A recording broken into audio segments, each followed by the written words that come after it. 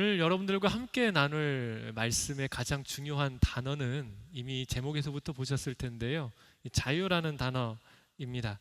오늘 설교의 제목도 자유케 되리라는 제목으로 되어 있고요. 이 주제를 함께 나누기 전에 여러분들께 물어보고 싶은 한 가지가 있습니다. 여러분들은 자유로우십니까? 나 스스로가 자유롭다고 여러분들은 생각을 하십니까? 어쩌면 제가 이 질문을 드리는 것 자체가 여러분들에게 조금은 당황스러울지도 모르겠습니다.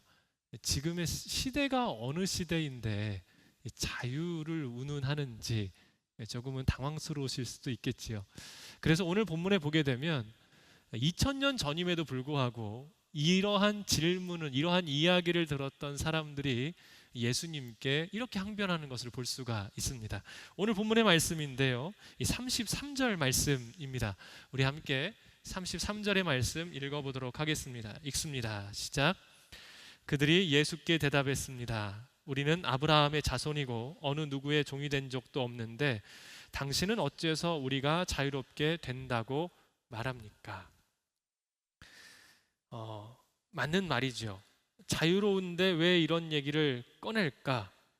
하지만 이 자유라는 것은 실제로 우리 가운데 있어서 그렇게 단순하게 생각해 볼 수 있는 문제만은 아닙니다.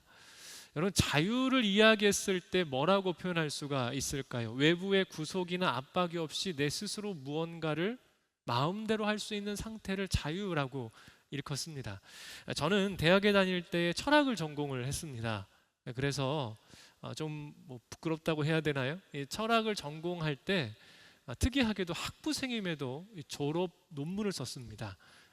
형식적인 완전한 논문은 아니었고 레포트보다는 조금 더 준비를 했어야 됐고 논문에는 한참 못 미치는 약간 소논문 형태의 논문을 쓰고 교수님들 앞에서 발표를 하고 그래서 그게 패스가 돼야 저희가 졸업을 할 수가 있었습니다.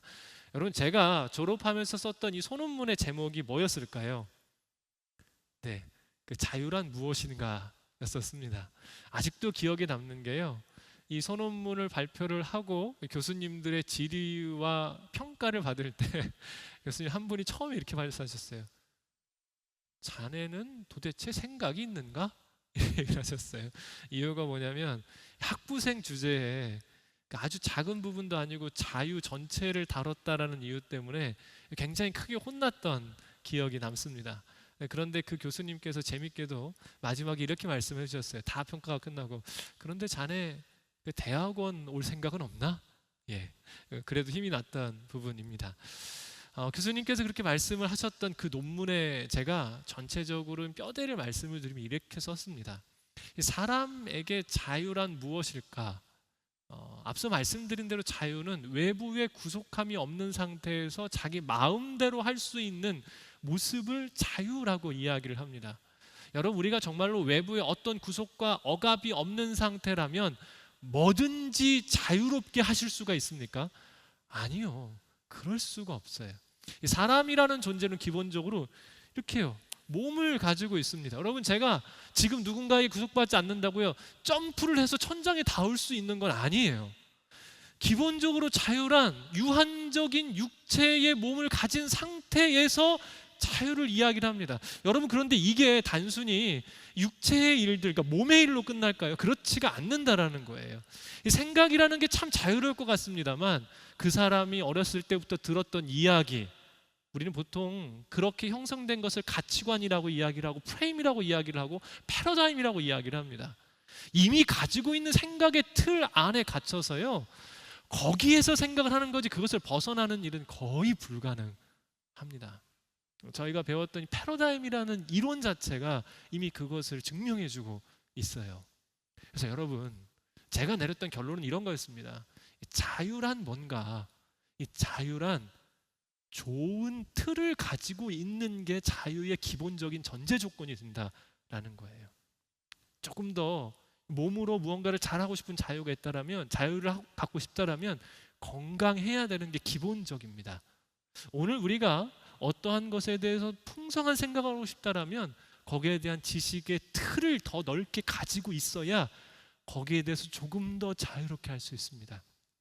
제가 내린 결론은 자유란 틀 안에 이미 전제 조건으로 사람 자체가 유한하기 때문에 이 좋은 틀을 갖는 게 우리가 생각하는 더 좋은 자유로 나아갈 수 있는 방법이라고 이야기했던 게 아직도 기억이 납니다.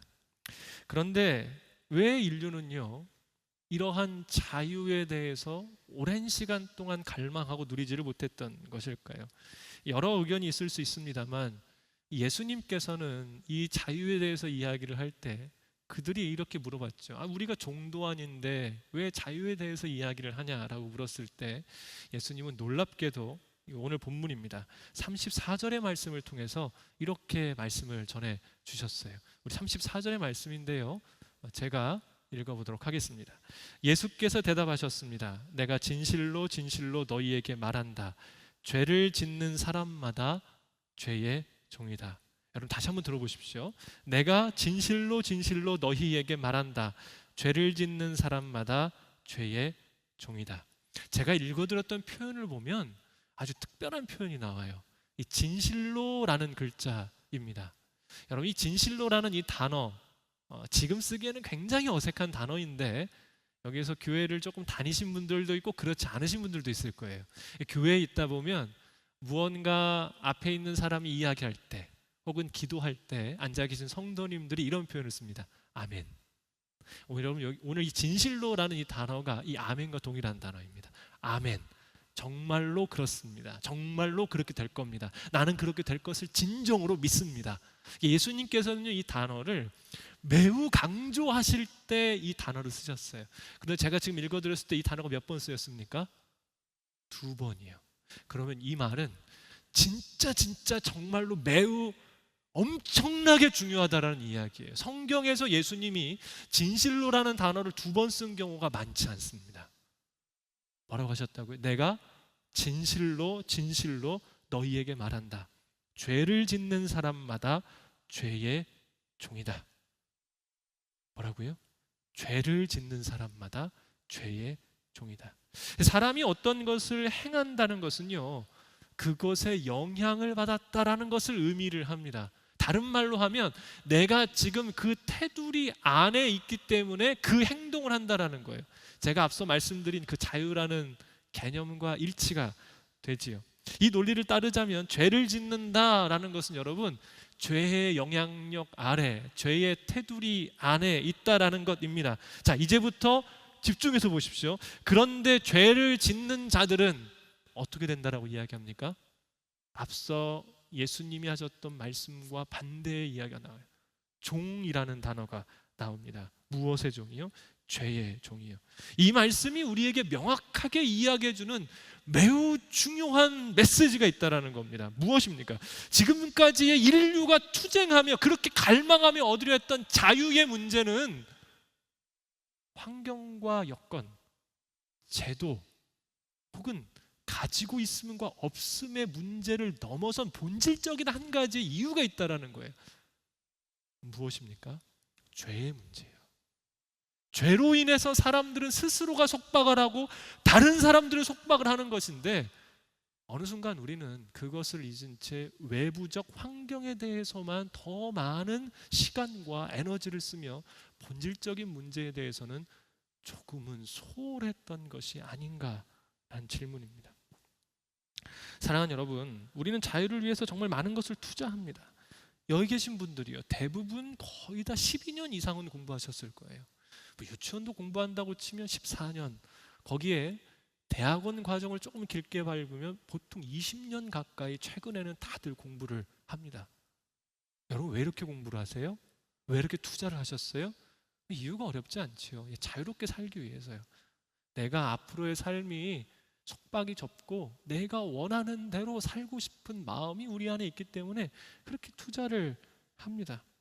그래서 자기 개발, 스펙을 쌓고 관계를 맺고 투자하고 애를 쓰지요. 좀 더 자유롭게 살기 위해서입니다. 이쯤 되면 제가 뭐 물어보실지 아시겠죠? 뭐 물어보겠습니까? 그래서 여러분 자유로우십니까? 제 나이가 혹시 몇 살쯤으로 보이세요? 오늘은 굉장히 그 청년 분들이 많이 오셨는데요. 제 나이가 몇 살쯤으로 보이세요? 당연히 제가 답을 원해서 묻는 질문은 아닙니다. 제가 올해 46입니다. 30년 전이요. 16살 때, 그보다 조금 더 어렸을 때, 40년 전. 제가 한 초등학교 때쯤을 이렇게 생각을 해보면 그때 저희가 참 어려웠어요. 저희 집도 많이 어려웠습니다. 한 방에, 작은 방에 5명이서 겨우 살았던 때였었습니다. 그때와 지금을 비교해 보면 저희 집도 그렇고 한국 사회도 그렇고 굉장히 풍요로워졌어요. 여러분은 어떠십니까? 여러분이 어렸을 때보다 지금이 더 풍요롭습니까? 혹은 더 어려워지셨습니까? 한국 사회 전체의 그림을 보면 굉장히 놀랍게 풍요로워졌습니다. 여러분, 이전보다 행복하세요? 이전보다 자유로우세요? 아니면 지금이 더 불행하다고 느끼세요? 이유가 어디에 있을까요? 분명히 우리는 더 많은 것을 가졌는데 왜 그렇게 생각하게 됐을까요? 우리의 문제는 외적인 문제를 넘어 본질의 문제, 그 죄의 문제로부터 왔기 때문입니다. 우리의 시작을 이야기하는 이 창세기가 이 문제를 굉장히 잘 다루고 있습니다. 하나님께서는 완벽한 세상을 만드셨습니다. 그 완벽한 세상을 만드시며 세상의 창조가 어떠한지를 우리에게 잘 말씀해 주셨어요. 그 완벽한 창조 가운데에 먼저 모든 존재의 근원인 이 세상이 어떻게 이루어지는지를 창세기를 통해 말씀해 주십니다. 그리고 완벽한 세상 안에 그 세상 가운데 사람이 거주할 수 있는 완벽한 공간인 에덴이라는 곳에 동산을 만드십니다. 여러분, 여기가 얼마나 완벽했냐면요, 사람이 옷을 걸치지 않고 잘 때 이불을 덮지 않아도 될 만큼 기후와 습도와 온도가 완벽했어요. 그리고 노력하여서 일하지 않아도 먹을 것이 그곳 안에 풍성했었습니다. 그래서 창세기에 보면 아담과 하와가 굶었거나 추워서 옷을 입었다라는 표현이 전혀 나오지를 않아요. 그런데 이곳에 하나님께서 딱 한 가지의 테두리를 주십니다. 그게 뭐냐면 선과 악을 알게 하는 나무를 거기 동산 중앙에 심어 놓았다라고 이야기를 해요. 여러분, 이게 뭘 의미할까요? 누가 여기를 만들었는지, 누가 이곳의 주인인지, 그래서 만들어진 존재는 무엇을 생각하고 무엇을 하며 살아야 되는지 딱 하나의 테두리만 두셨어요. 나머지는 다 네 맘대로 해. 근데 많은 사람들이 질문을 해요. 아니, 그거 안 만들었으면 됐잖아요. 정말 그럴까요? 아니요. 우리가 지어진 존재라면, 우리를 지은 존재가 있다라면 그것을 아는 일은 굉장히 중요합니다. 조금 이따 다시 말씀드리도록 하겠습니다. 그런데 이 테두리를 스스로 넘어갑니다. 아담과 하와가 이 테두리를 넘어서 내가 넘지 않아야 될 선까지 올라가 버려요. 그리고 스스로 테두리가 무너졌었을 때에 그들이 죄에 갇혀 올가매임을 당하게 됩니다. 영원한 생명이었던 그들의 삶이 무너졌고 그들은 서로를 미워하기 시작해요. 하나님이 만들어 놓으신 딱 하나의 테두리, 이 선악과만 먹지 마, 이거 하나 어기면서요, 여인에게, 자신의 아내에게 했던 고백이 이랬었어요. 뭐라고 했냐면, 이 여인은 내 뼈 중에 뼈요 살 중에 살이로다. 요즘 단어로 하자면 이렇습니다. 내 안에 너 있다. 이 표현이 그 성경에 먼저 나왔어요.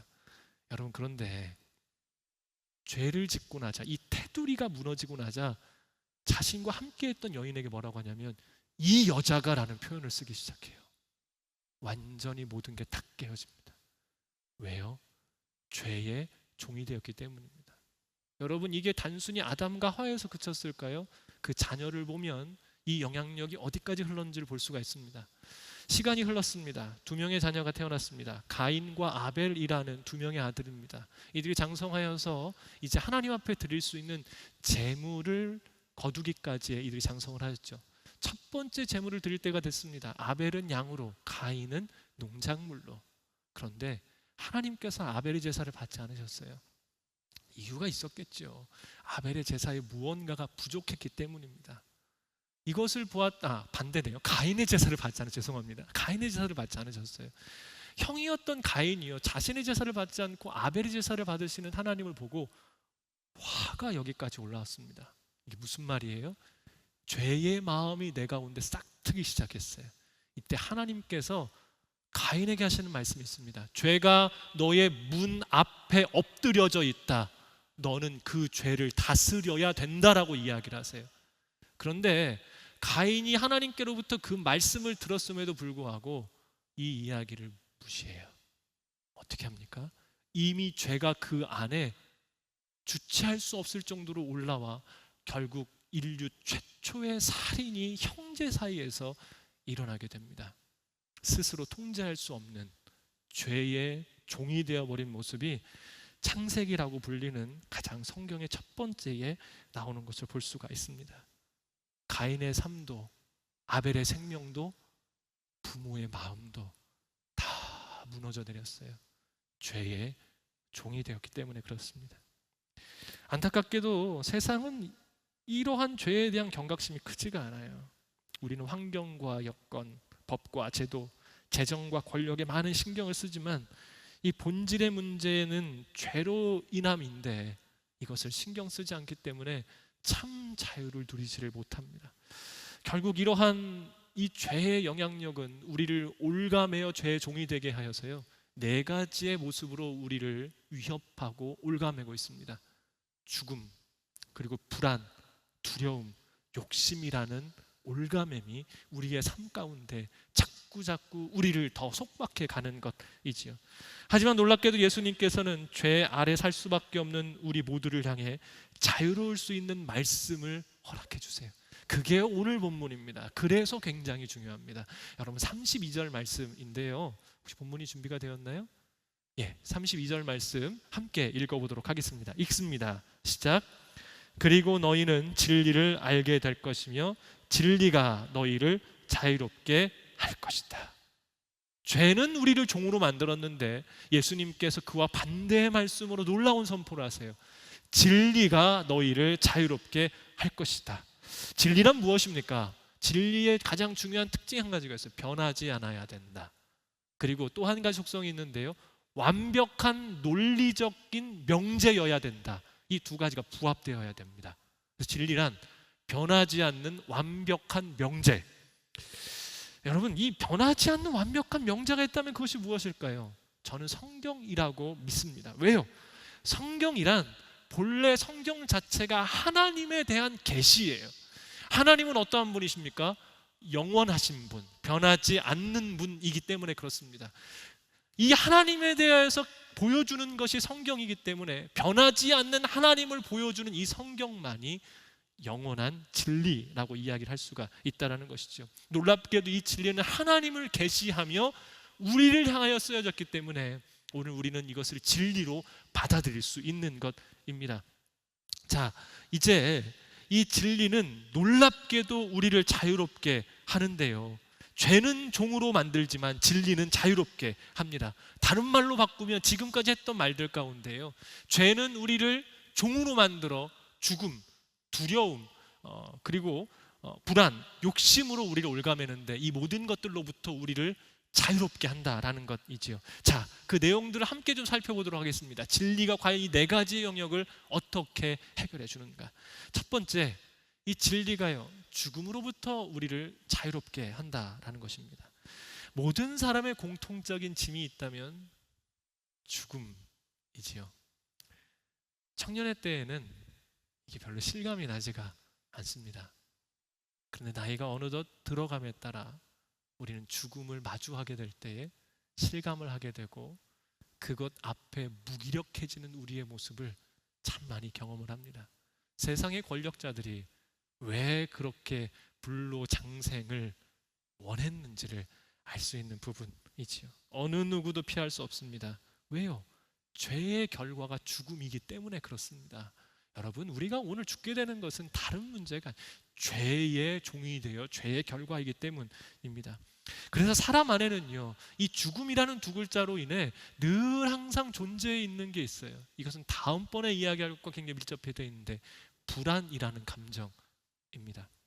안타깝지만 어느 누구도 이 죄의 문제를 해결할 수가 없는데 이 공자의 제자가 어느 날 공자에게 이렇게 물었습니다. 스승님, 혹시 죽지 않을 방법, 아니면 죽었다가 다시 살아날 수 있는 방법이 있겠습니까?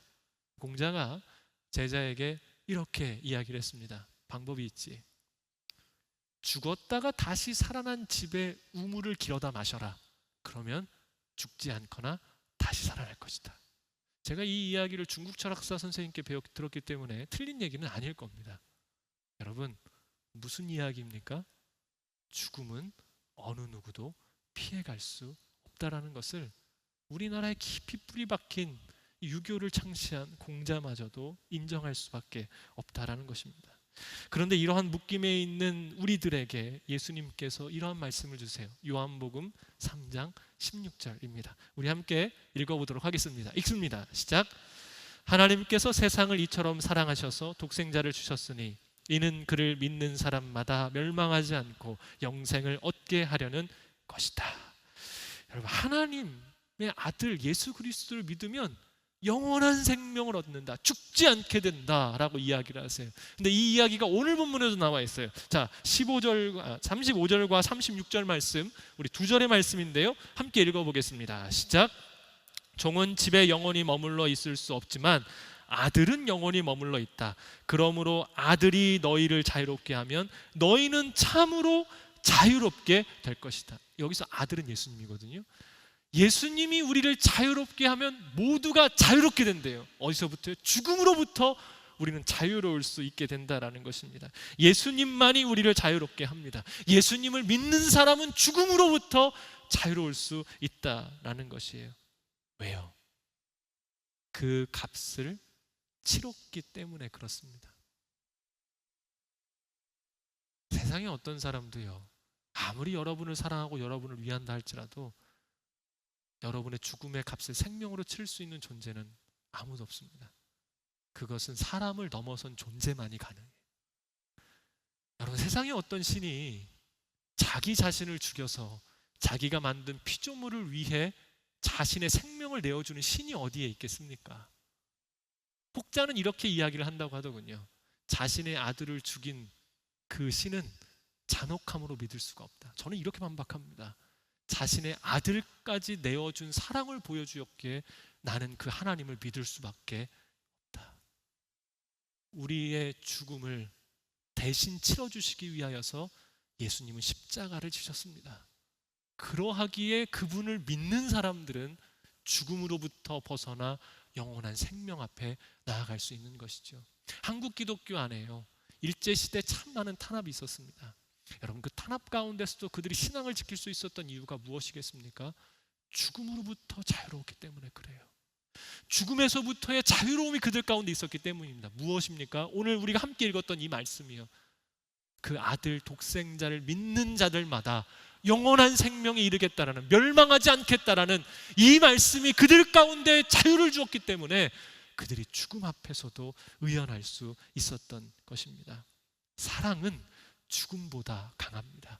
우리를 사랑하셔서 독생자를 보내셨고 그를 믿는 자들마다 그로부터 자유롭게 되는 것이죠. 자, 이제 죽음에 대한 문제가 해결되었다면 그 다음으로 풀어야 될 문제가 있습니다.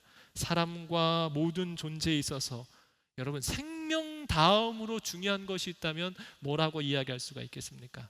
철학에서는 가장 오래된 질문이기도 한데요, 그리고 지금도 하고 있는 질문입니다. 그래서 우리는 정체성이라고 이야기를 할 수가 있습니다. 이 정체성은요, 모든 존재의 근간이 되고 모든 세상의 질서를 이룹니다.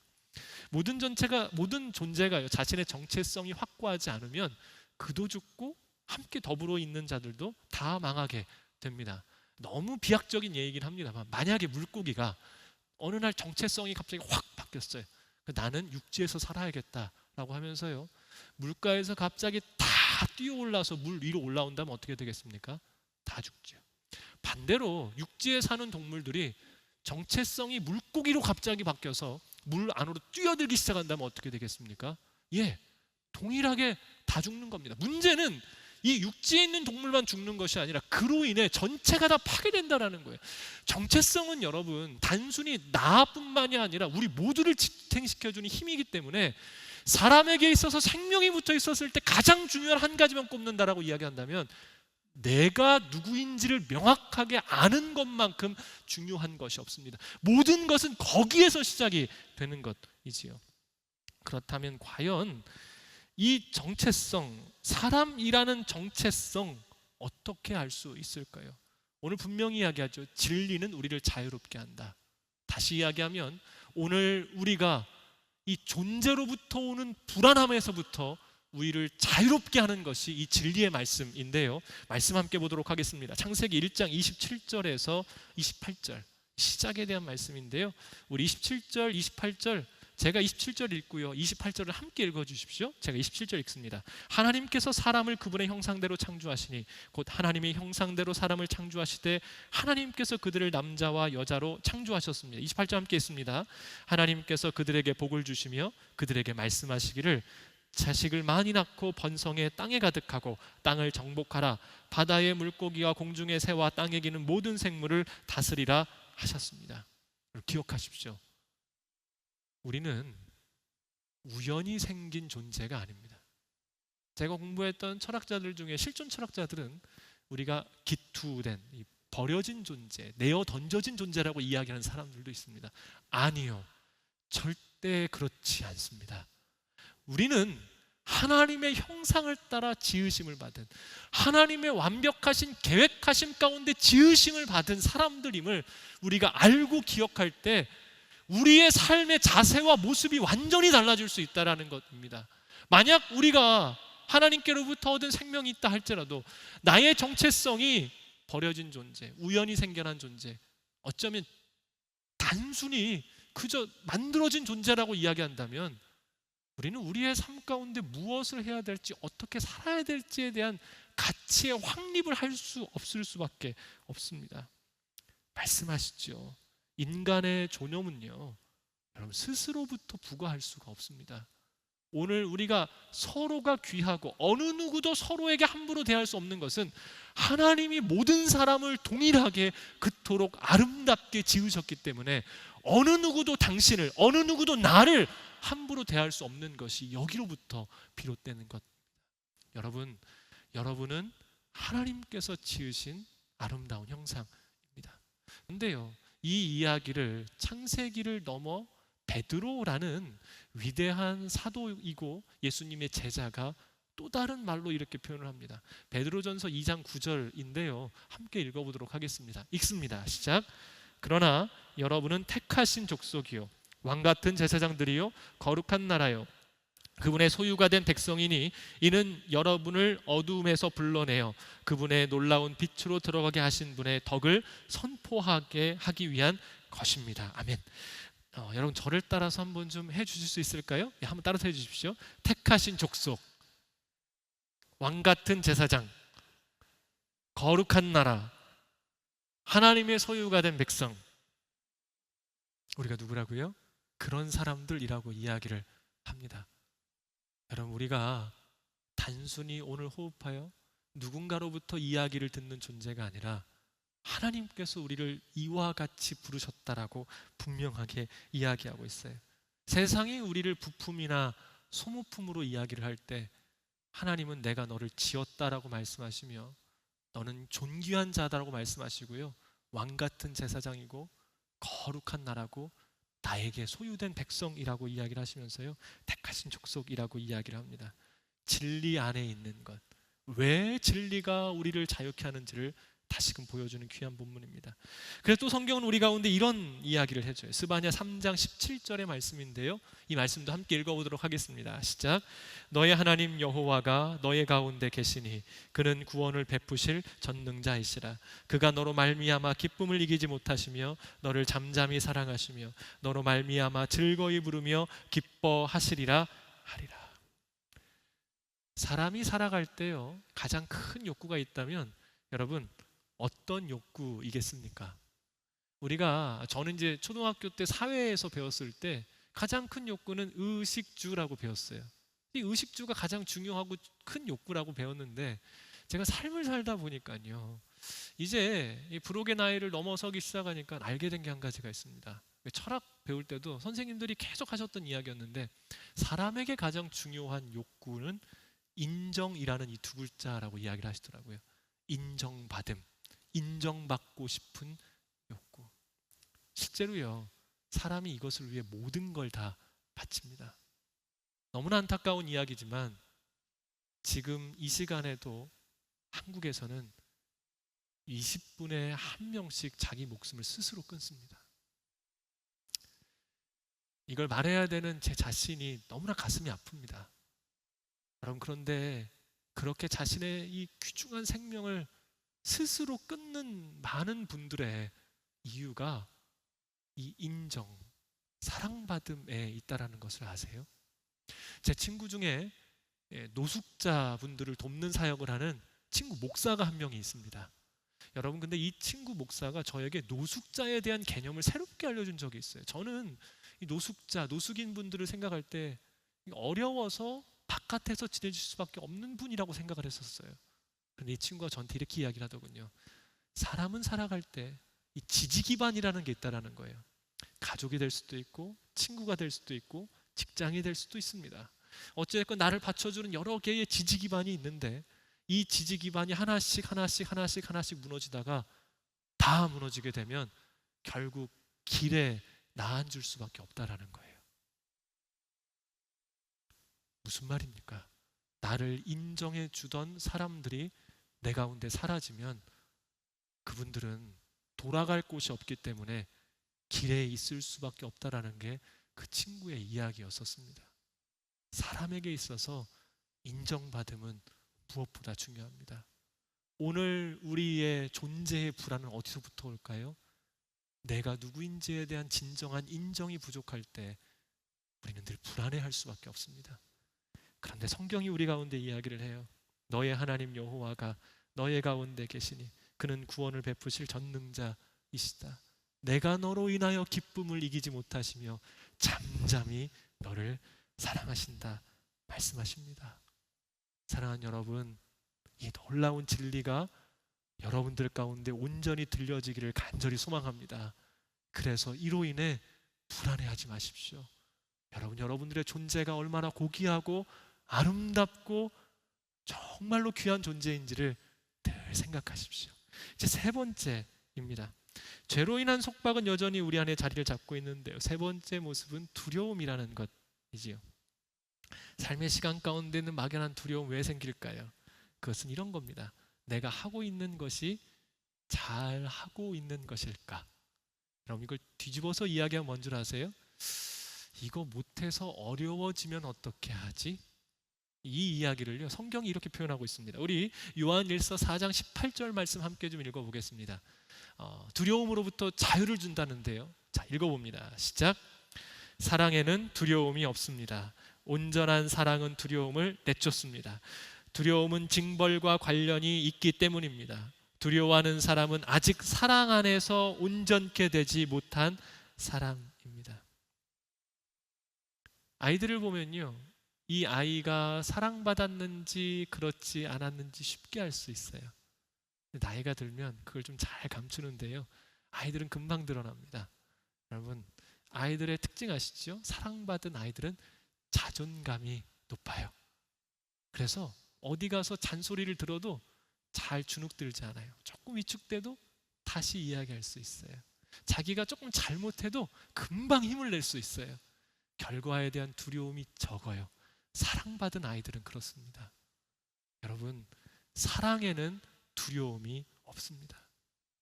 오늘을 살아가며 우리의 삶 가운데에 내가 하고 있는 일들에 대한 막연한 두려움, 내 인생에 대한 막연한 두려움, 내 인생의 여러 가지 일들을 행하고 결정하는 데 대한 두려움이 여러분 우리 가운데 있다면 이것을 무엇으로 해결할 수 있을까요? 죄로부터 온 그 속박은 사랑으로부터 해결할 수 있다라고 성경은 우리 가운데 이야기합니다.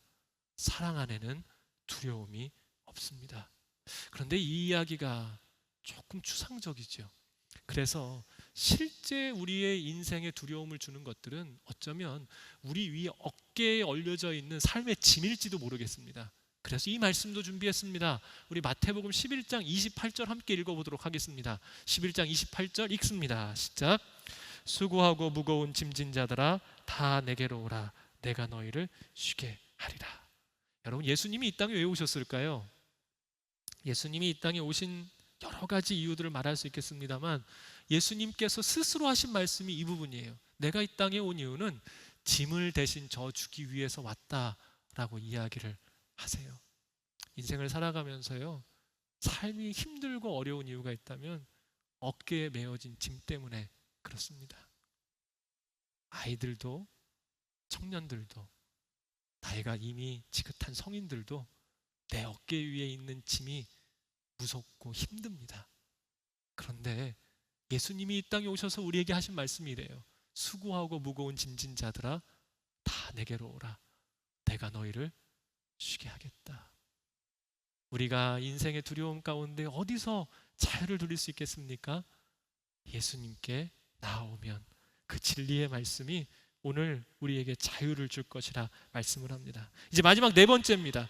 네 번째 진리가 우리를 자유롭게 하는 부분은요, 바로 욕심에서의 자유입니다. 인류에게 있어서 이 욕심이라는 것은요, 치명적인 질병과도 같습니다. 사람에게 있어서 이 욕심은 가장 큰 아픔을 가져왔어요.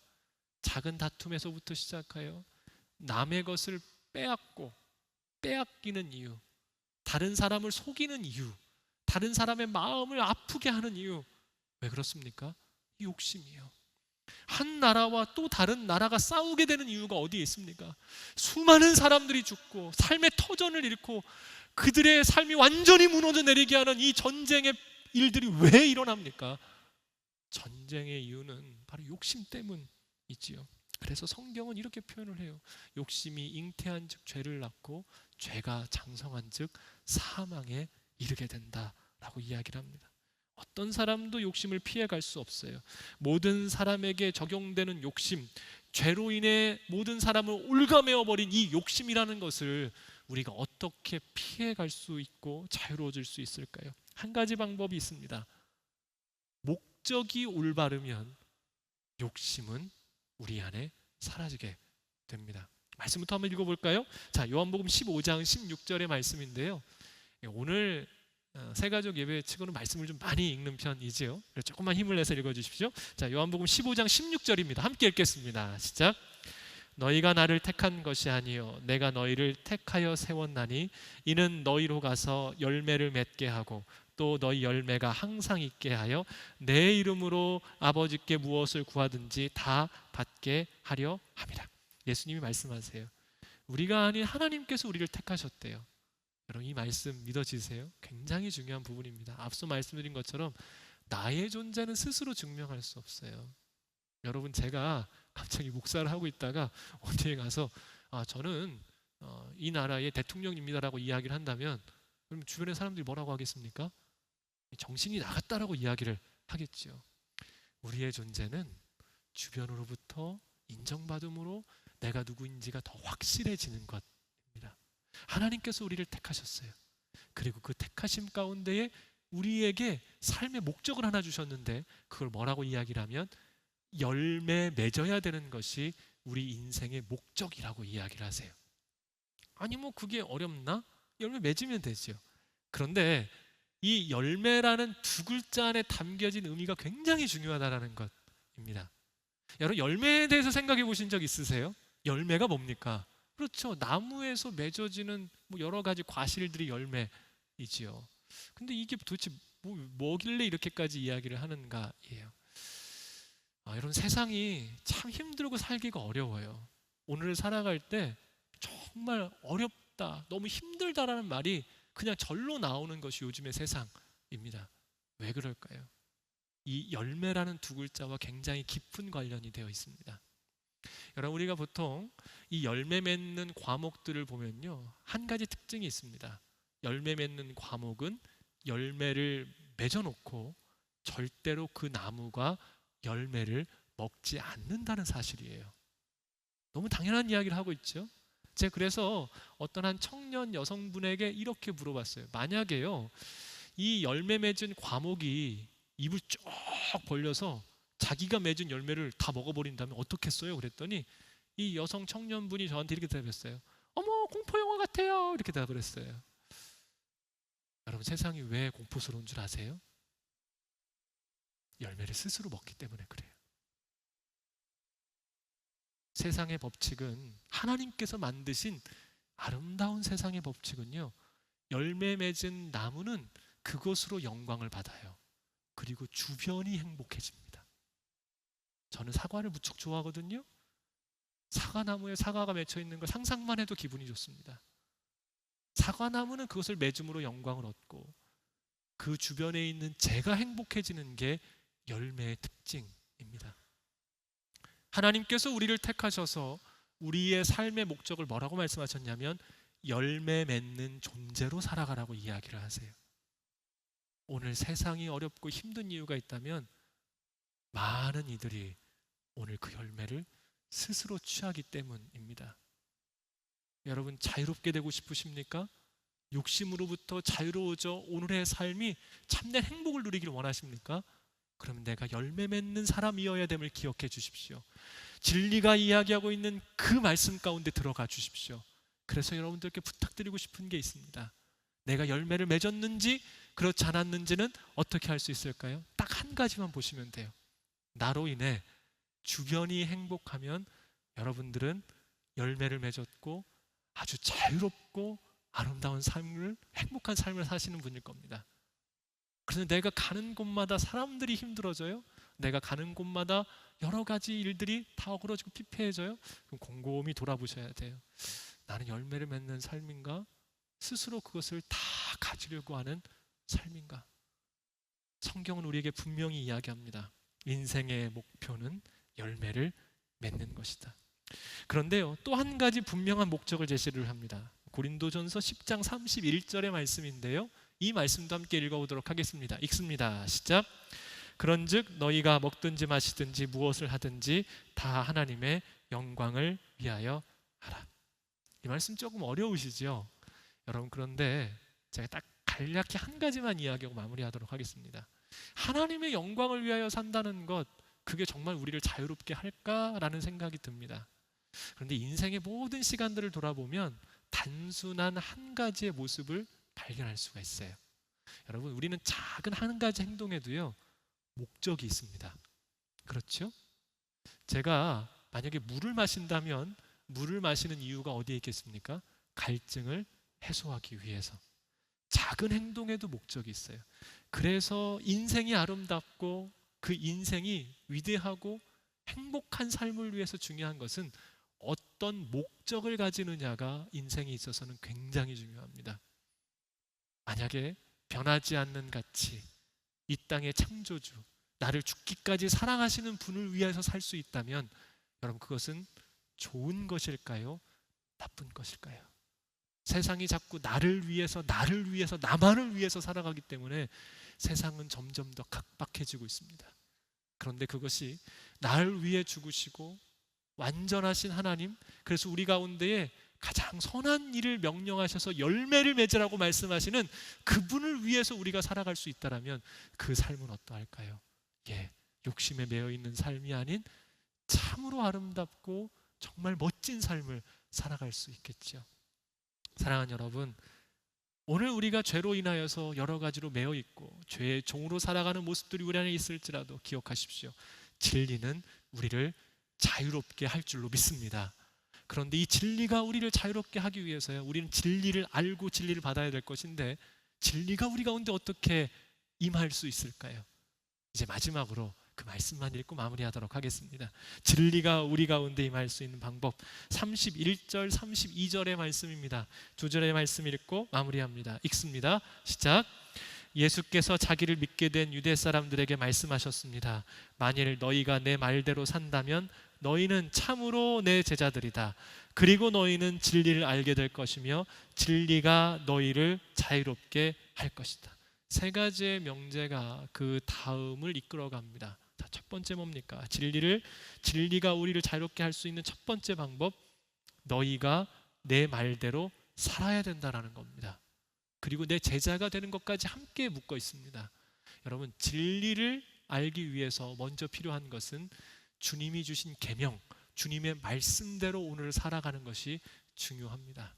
주님이 우리에게 어떤 계명을 주십니까? 성경의 말씀이 그 계명이지요. 그 중에서 딱 한 가지만 꼽으라면 이것입니다. 사랑하라는 부분입니다. 우리가 진심을 다하여서 사랑하는 것이 주님의 계명이고, 그렇게 사랑하게 되면 어떻게 됩니까? 그 다음 말씀이 이래요. 그리고 너희는 진리를 알게 될 것이다. 하나님의 계명을 열심히 이루기 위해서 살아가면요, 우리 안에 느껴지는 게 있어요.